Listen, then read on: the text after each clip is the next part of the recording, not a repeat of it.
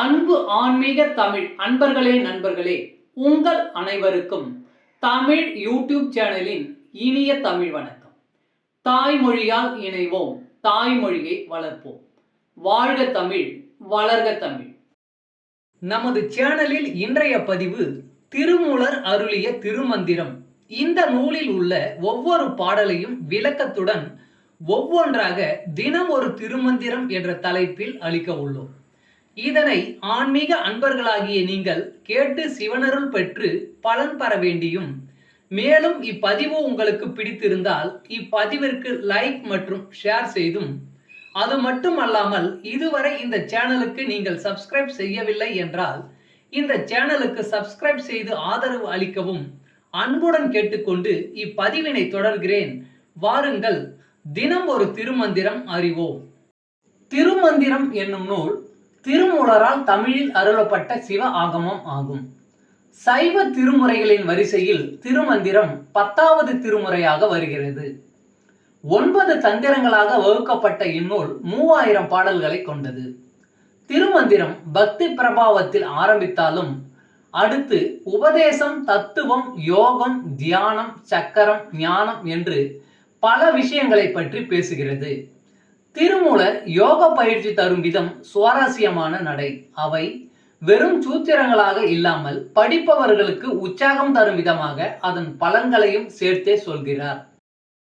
தினம் ஒரு திருமந்திரம் பதிவில் இன்றைய திருமந்திரம் 139.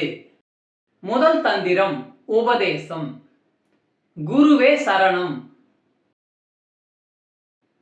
தெளிவு குருவின் திருமேனி காண்டல், தெளிவு குருவின் திருநாமம் செப்பல், தெளிவு குருவின் திருவார்த்தை கேட்டல், தெளிவு குரு சிந்தித்தல் தானே.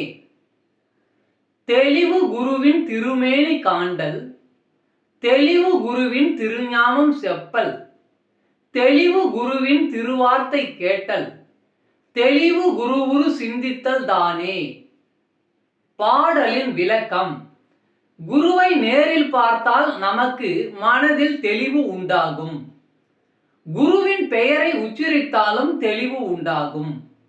குரு சொல்லும் வார்த்தைகள் தெளிவு தரக்கூடியவை. குருவின் உருவத்தை நினைத்து பார்த்தால் கூட தெளிவு கிடைக்கும். தமிழ் அன்பர்களே நண்பர்களே, இன்று தினம் ஒரு திருமந்திரம் என்ற தலைப்பில் திருமூலரின் திருமந்திரம் பாடலை விளக்கத்துடன் தங்களுக்கு அளித்ததில் நான் பெருமை கொள்கிறேன். மேலும் இப்பதிவு உங்களுக்கு பிடித்திருக்கும் என்று நான் மிகவும் நம்புகிறேன்.